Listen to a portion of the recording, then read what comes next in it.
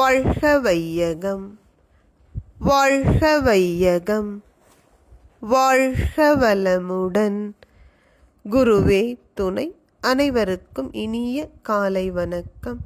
ஆசான் அருட்தந்தை வேதாத்ரி மகரிஷி அவர்களது உலக சமாதான கவிதைகள் பார்த்து கொண்டிருக்கிறோம். இன்று கவி எண் 149. சமாதான உலக காட்சிகள்.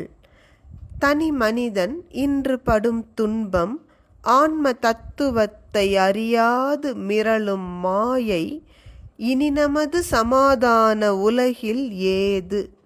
எங்கெவரும் எப்போதும் கூட்டாய்ச் சேர்ந்து புனிதமுல இயற்கையினை புரிந்து கொண்டு பொதுநலனே நம் நலனாய் கருதி வாழ்வோம் எனில், உலகில் யாம் காணும் வாழ்க்கை தொல்லை ஏட்டினிலே சரித்திரமாய் மாறிடாதோ?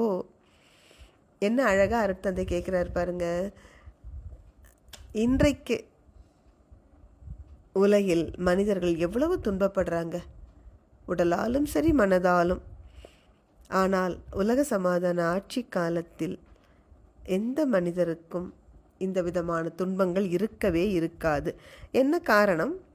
ஒவ்வொருவருக்கும் அடிப்படை வசதிகள், உணவு, உடை, இருப்பிடம், தொழில், கல்வி, வாழ்க்கை துணை, இவையெல்லாம் தேவைக்கேற்ப நிறைவாக கிட்டும்.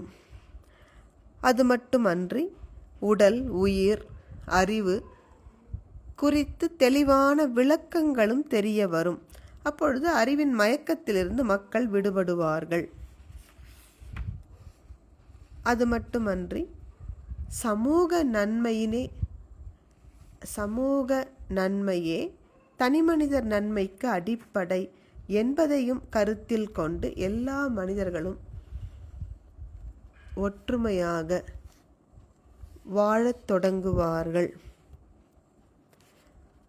அன்றைக்கு அந்த உலக சமாதான ஆட்சியில் எவ்வித துன்பமும் கவலையும் அற்று வாழ்ந்து வரும் மக்கள் என்ன சொல்வாங்க?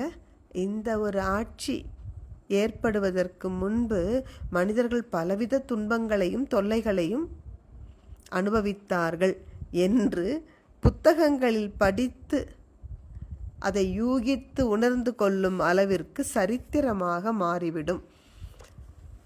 இன்றைக்கு மனிதர்கள் அனுபவிக்கும் துன்பங்கள் எல்லாம் அன்றைக்கு உலக சமாதான ஆட்சியில் வாழுகின்ற மக்களுக்கு தெரியவே தெரியாது. அதெல்லாம் அவங்க சரித்திரத்தில் படித்து, ஒரு காலத்தில் இப்படியும் இருந்தார்களா? இப்போ நாம் படிக்கிறோம் இல்லையா சரித்திரத்தில், ஆதிவாசிகள் எப்படி வாழ்ந்தார்கள், கற்கால மக்கள் என்று. அதுபோல உலக சமாதான ஆட்சியில் நாம் இன்று துன்பப்படுவது அவர்கள் சரித்திரத்தில் படிக்கின்ற அளவுதான் இருக்கும். அந்த அளவிற்கு ஒரு உயர்தரமான வாழ்க்கை முறை அமையும். எளிமை அதை அமைத்து கொள்வது. ஒவ்வொரு தனி மனிதரும் தனக்கு அமைந்திருக்கும் அந்த 6வது அறிவை உயர்த்தி கொண்டே வரும் பொழுது மகிழ்ச்சியும் மன நிறைவும் உண்டாவது சுலபம். நன்றி. வாழ்க வளமுடன்.